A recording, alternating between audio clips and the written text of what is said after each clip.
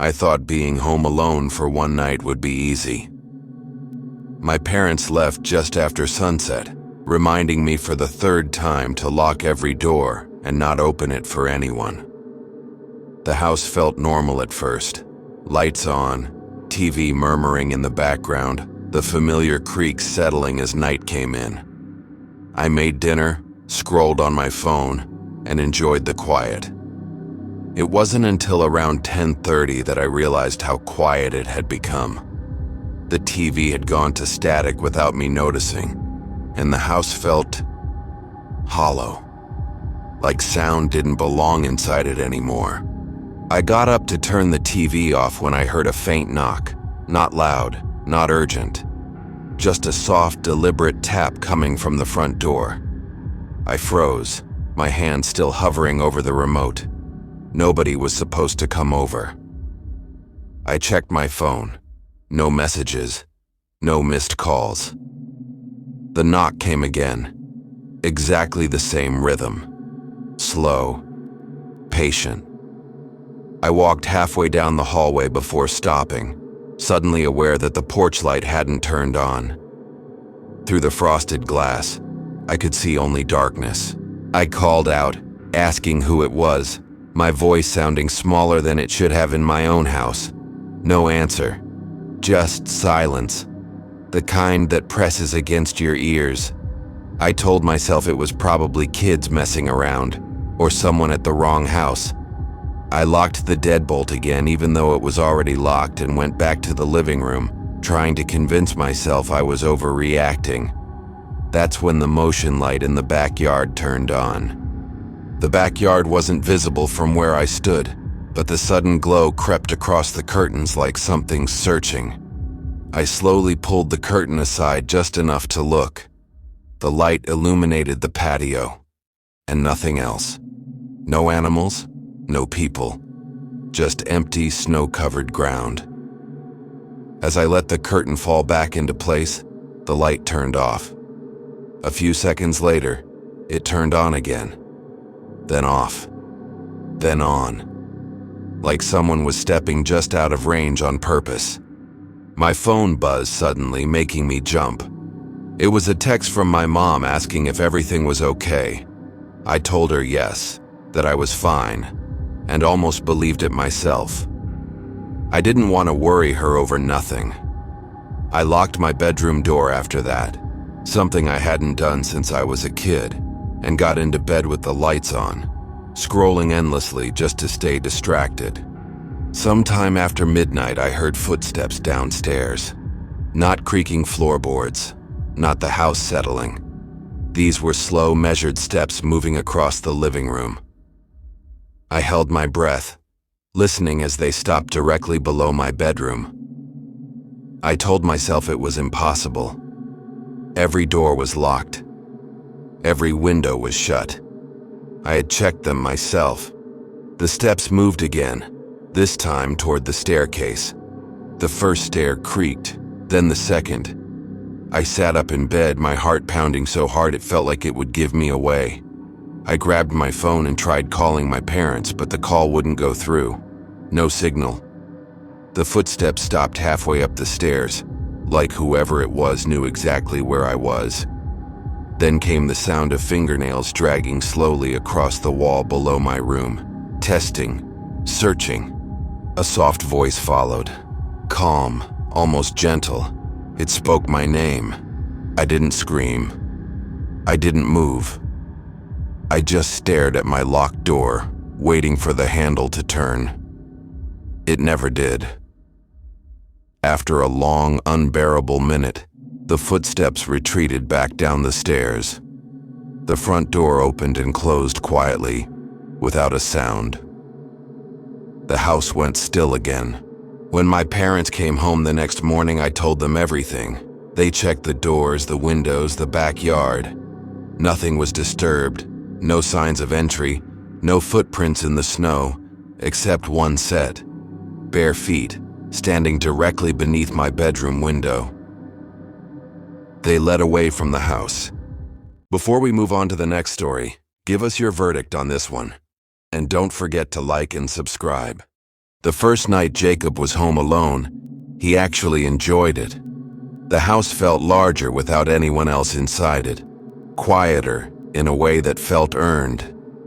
His parents had left for a short trip, trusting him to manage 2 nights by himself just before Christmas. He locked the doors, turned on a few lamps, and ordered food, telling himself he was old enough for this.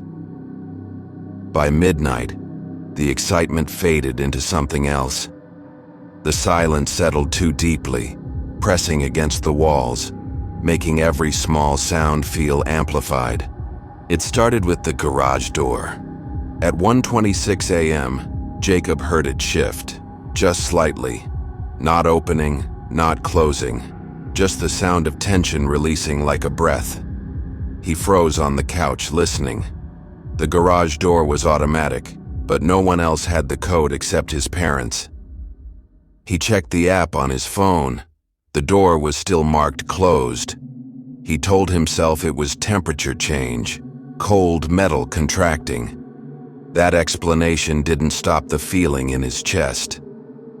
A few minutes later, the sound came again, louder this time. A dull thump followed by a scraping noise like something dragging. Jacob stood up slowly and turned off the TV. The house fell completely silent. He listened hard, every muscle tense, and that's when he realized the sound wasn't coming from the garage anymore. It was inside the walls, moving upward, following the path of the stairs. Jacob backed away toward the kitchen, heart pounding. "Hello?" he called, immediately regretting it. His voice sounded too small. No response came, but the sound continued. Slow, deliberate footsteps that didn't creak the stairs the way footsteps should. It was more like pressure shifting, as if the house itself were being leaned on. He grabbed a kitchen knife, hands shaking, and locked himself in his parents' bedroom.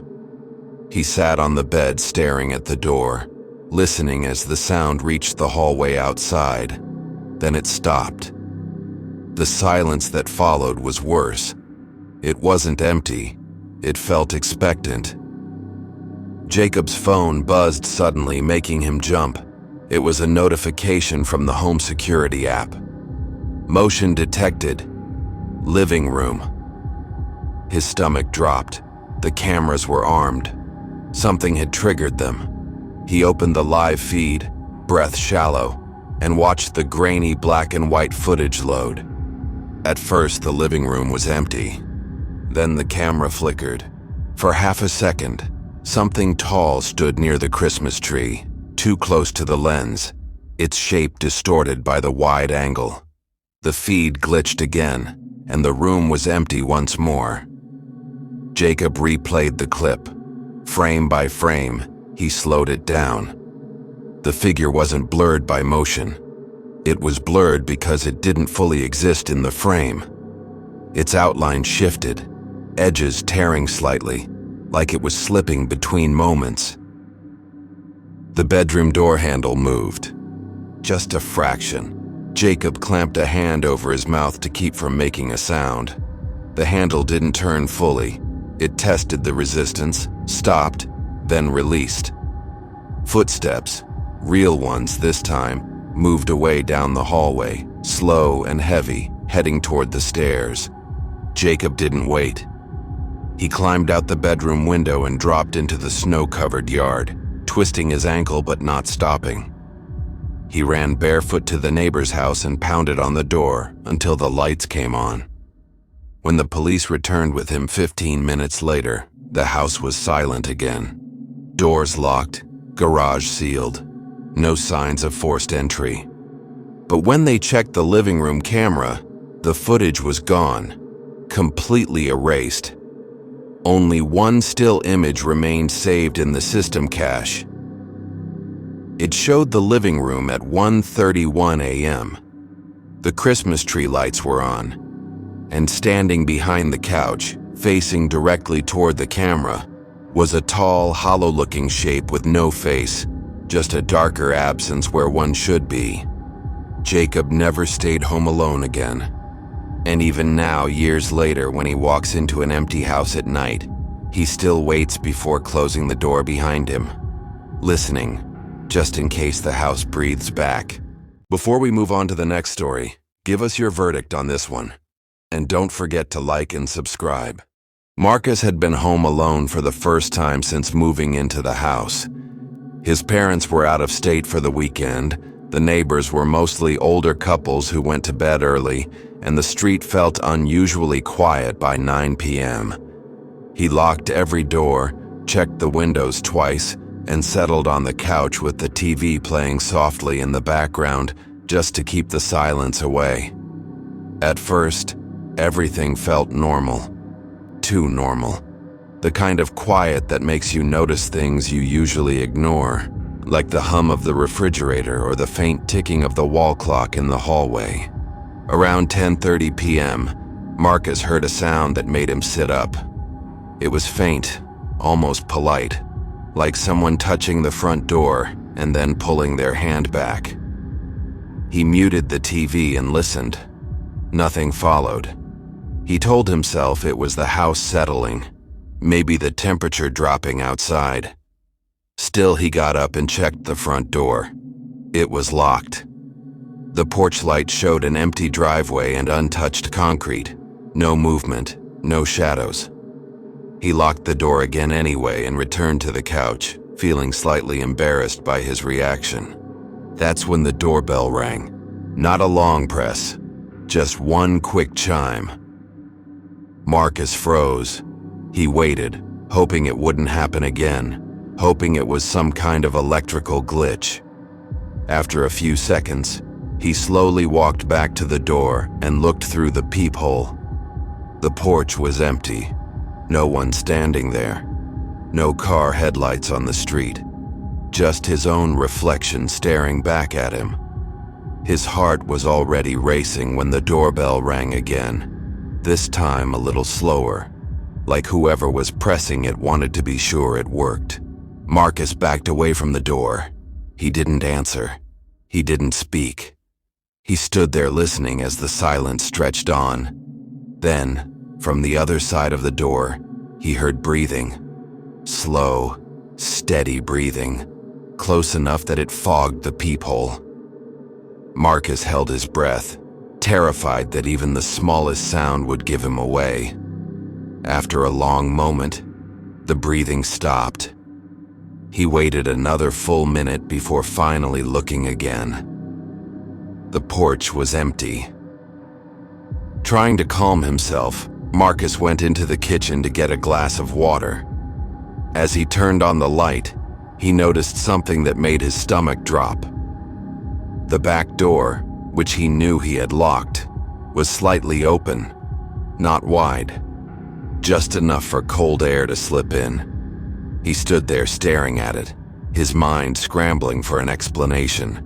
Maybe he hadn't locked it properly. Maybe the latch didn't catch. He walked over and closed it, locking it firmly this time, testing the handle until he was sure it wouldn't move. When he turned around, he saw muddy footprints on the kitchen floor. They started near the back door and stopped just a few feet inside the room. They didn't continue further into the house. They just ended, as if whoever made them had stood there for a moment and then vanished. Marcus felt his legs weaken. He backed away slowly, bumping into the counter, his eyes locked on the prints as if they might start moving again. That was when he heard the sound upstairs. Footsteps. Slow, deliberate steps crossing the hallway above him. Marcus knew no one was supposed to be in the house. He grabbed his phone, his hands shaking so badly he almost dropped it. There was no signal. Not even emergency calls would go through. The footsteps stopped directly above the staircase, right where the hallway met the stairs. For a long moment, nothing happened. Then the sound of a door opening echoed softly through the house. Marcus whispered, barely audible even to himself, "Hello?" The word felt wrong the moment it left his mouth. Something answered. not with a voice but with movement. The footsteps began descending the stairs, one step at a time, slow and heavy, like whoever was coming down wanted to be heard. Marcus backed toward the front door, every nerve screaming at him to run, but his body felt frozen. Halfway down the stairs, the footsteps stopped. The house went silent again. Then, from the darkness above, a voice spoke quietly, close enough that it felt like it was already behind him. "You shouldn't be awake." Marcus spun around, but there was no one there. The front door handle slowly turned on its own. The lock clicked open. Marcus didn't wait to see what came next. He ran out the door barefoot into the cold night, screaming for help as he sprinted down the street. When the police arrived later, they found the house empty. No footprints, no signs of forced entry. Every door locked from the inside. Except for one thing. Written in the dust on the upstairs hallway mirror were 4 words, smeared as if traced by a finger. I waited downstairs first. Before we move on to the next story, give us your verdict on this one. And don't forget to like and subscribe. It was the first night Jacob spent completely alone in the house after his parents left for a week-long trip just before Christmas. He was 20, old enough not to be scared.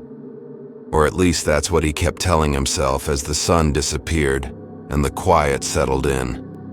The house was too big for one person, especially at night. Every sound traveled through the hallways, the ticking clock, the hum of the refrigerator, the faint creak of wood adjusting to the cold outside. By 11:30 p.m., Jacob was on the couch, lights dimmed, TV playing more for background noise than entertainment. His phone buzzed with a message from his mother, reminding him to lock all the doors and windows. He double-checked every lock, even the basement door, and returned upstairs feeling slightly foolish for being so cautious. The house was sealed. He was alone. Everything was fine. The first strange thing happened around midnight. Jacob heard the sound of running water. At first, he assumed it was the pipes, but the sound was steady and clear, unmistakably a faucet. He muted the TV and listened. The sound was coming from upstairs. His heart thudded harder as he climbed the stairs slowly, every step louder than it should have been. The bathroom door was open, and the sink was running at full pressure. Jacob stood there staring at it, confused. He was certain he hadn't used the sink since earlier in the evening. He turned the faucet off and stood still for a moment, listening. Silence returned, thick and heavy. Back downstairs, he tried to shake the unease, telling himself it was just a mistake, muscle memory, nothing more. But the feeling didn't leave. It was the sense of being observed, like the house was no longer empty in the way it had been before. Around 12:40 a.m., the TV suddenly shut off on its own. The screen went black, reflecting Jacob's pale face back at him. The remote was still on the table. He hadn't touched it. He picked it up, turned the TV back on, and laughed nervously, blaming a power glitch. The laugh sounded wrong in the empty room. At 1:12 a.m., Jacob heard footsteps above him. Slow, careful. Not the random creaks of an old house, but deliberate steps crossing the hallway. He froze, barely breathing, eyes locked on the ceiling. The footsteps stopped directly above the living room. Jacob whispered, "Hello?" His voice sounded small and weak. There was no answer, but something shifted upstairs, like weight being adjusted. Jacob grabbed his phone and dialed his best friend, keeping his voice low as he explained what was happening. His friend laughed it off, suggesting raccoons or stress. But as Jacob listened, he watched the hallway light flick on by itself. The switch clicked audibly. His friend stopped laughing when Jacob whispered, The light just turned on. The call dropped abruptly. No signal. The house felt colder suddenly. Jacob stood slowly and walked toward the hallway, his heart pounding so hard it made him dizzy. The light at the end of the hall illuminated the staircase, casting long shadows upward. He placed his foot on the first step and heard breathing. Not his own. Slow, controlled breathing coming from the dark above. Jacob backed away quietly, every instinct screaming at him to leave. But he remembered the locked doors, the sealed windows. Whatever was upstairs hadn't come from outside. His phone vibrated in his hand. A notification appeared. Motion detected. Upstairs hallway. The home security app showed a blurred black and white feed from the camera his parents had installed months earlier. The timestamp was live. In the corner of the frame, something tall and thin stood perfectly still, facing the camera. The figure's head was slightly tilted, like it was studying the lens. Jacob's breath caught in his throat when he realized the figure was standing outside his bedroom door. Then the camera feed froze. The hallway light upstairs shut off. The house went completely dark except for the faint glow of Jacob's phone. He heard footsteps again, this time on the stairs, slow and heavy, descending. Jacob didn't scream. He didn't move. He stood frozen, watching the shadow stretch across the wall as something approached the bottom of the staircase. A voice whispered his name, using his mother's tone perfectly, softly calling him upstairs, telling him everything was fine. Jacob ran. He burst out the front door without shoes, without a jacket, into the freezing night. He didn't stop running until he reached a neighbor's house down the street, pounding on the door until someone answered. Police arrived minutes later and searched the house thoroughly. They found no signs of forced entry, no fingerprints, no disturbances, except one thing. In Jacob's bedroom, the security camera had been turned around, no longer facing the hallway. It was pointed directly at the bed, and written faintly in the dust on the bedroom mirror were 3 words, traced by a finger from the inside. I was already home. Before we move on to the next story, give us your verdict on this one. And don't forget to like and subscribe.